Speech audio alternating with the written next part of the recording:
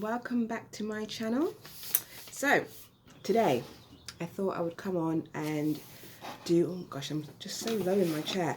I thought I would come on and do a little bit of an update.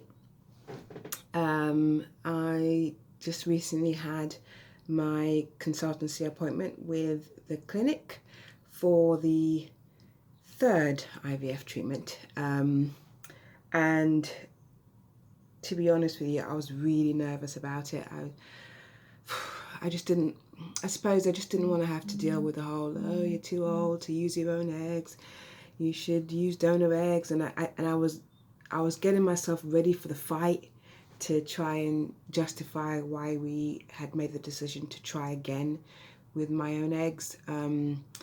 But you know what? I was pleasantly surprised. It went really, really well. So I thought today I would just come on and just give you a bit of an update about what we discussed, how it went, so that, if anybody, has got a consultancy coming up and it's after a couple of tries, they know what to expect.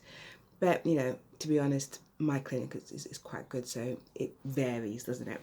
So, yeah. So basically the appointment was over the phone, of course, and it lasted for about an hour, which is a lot longer than I thought it was going to be. So we did get through quite a few little bits. So it started off really with us talking through what happened with the last cycle. There was nothing that went bad, to be honest.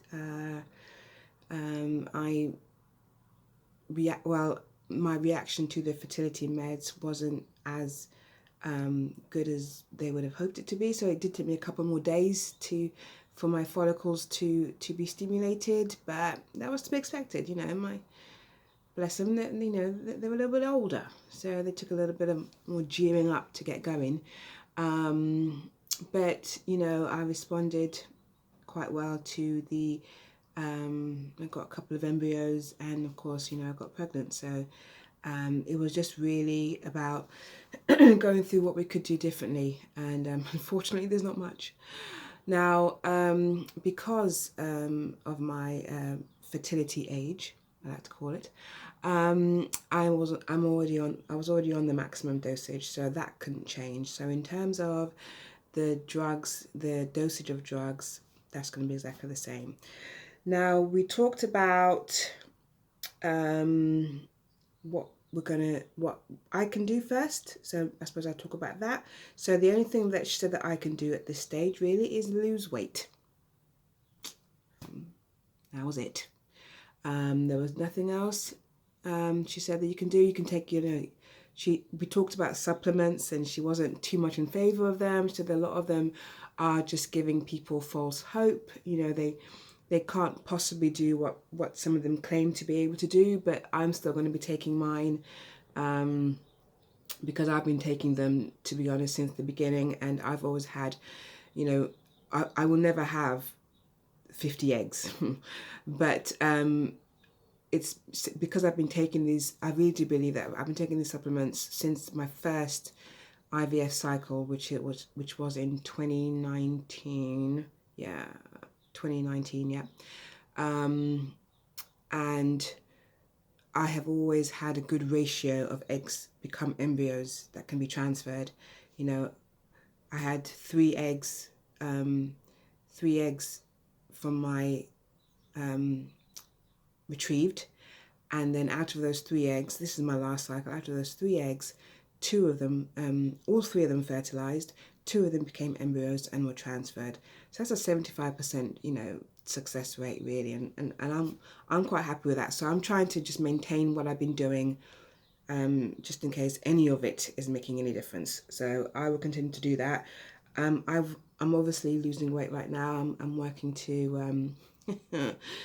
Ooh, it's a journey, but that's something I have to do, and so I'm just trying to get to a healthier weight, so that I can be in a healthier position when I start the treatment, and it might also improve how I react to the drugs. Who knows? What else are we doing differently? So I'm looking down at my notes. The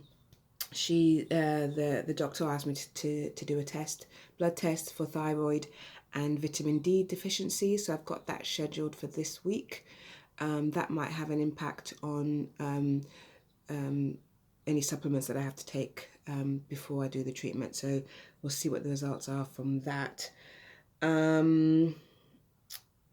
Okay, so I did, as part of my previous protocol, it was actually by accident, because there was extra money that I paid, and then they just decided to do the embryo culture for me. What's it called? It's called, I did write it down somewhere, but I obviously can't find it. So when I do find it, oh no, here it is, embryogen, they call it. And basically what that is, it's a culture that a specific culture, you pay extra for it, but it's a specific culture they put your embryos in, which is supposed to mimic what it's the same sort of environment in the uterus, so they have an embryo culture, but they also have one for blastocyst as well. My embryos don't tend to get to blastocyst, so I just pay for the embryo one, and you know, that was the first time I did this was the last cycle, and I got pregnant from that, so I'll be doing that again this time. I did ask about my progesterone because, my last cycle, I did notice that although I was getting strong pregnancy results, tests and stuff, I was spotting a lot. And there was mention from the sonographer that I was spotting because I had one of the embryos did actually, both of them did attach, but one of them didn't develop. So he mentioned that it's possible that I was bleeding because that embryo was just passing. But I just have a feeling it had to do with my progesterone. Again, that could be weight related because I'm of a higher weight. The progesterone wasn't getting to my system enough. So I asked the question. She said, well, she's got no issue with me going on a higher dose. I don't want to go for the progesterone injections. Number one, it's really expensive. And also, I would have to continue to take that exact same dosage for 12 weeks after. So it's not just paying for those injections up until. And then also it's a painful, difficult injection. Of course, my husband could do it for me, but if I can avoid it, I'll avoid it. So she said that's fine. Should just increase my dosage for that. So once I get my protocol, then I'll share that and let you guys know what my new dosage will be, because I thought I was already doing quite a maximum, but we'll figure that out, I guess. And yes, so the one major change, I suppose, is the drugs that I will be taking for the stimulation phase of the cycle. On the last cycle, I was on Gonalef, a maximum dosage, and Menopur. And so she said that there's this new drug called Overleap. And apparently I won't need to take two. I won't need to take a Menopur and a Gonalef. I'll be able to just take this one drug along with the down regulation. And so I'll be on 450 units of that instead of both the Gonalef and the Menopur. She said that it's a new drug, but people are really responding quite well to it. So I'm just going to pray that this is going to be a really good move for me. And will reduce the amount, because I think I was on 15 days of stimulation last cycle, and I think it must have some impact onto the quality of the eggs with all those drugs. So it'd be good to try something new and hopefully get a much better result out of it. And I think that's about it.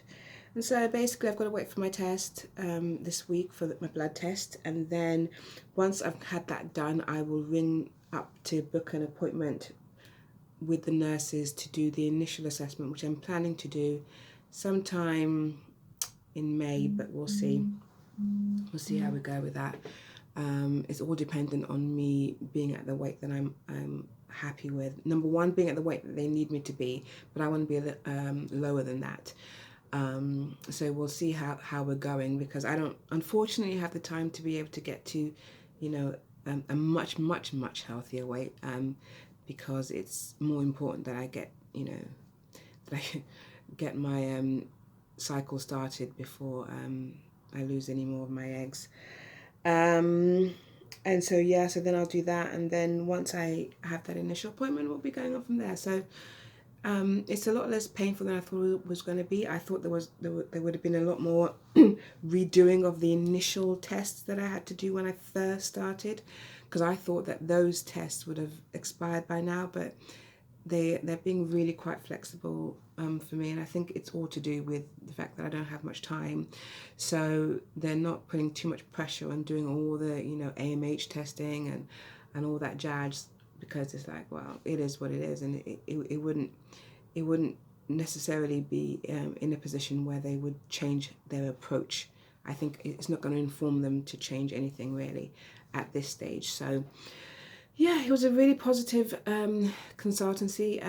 I came away feeling good and feeling encouraged, and feeling not quite well, excited. I am excited about, you know, the next cycle, and hopeful, and that's the most important thing, is that I didn't come away feeling hopeless.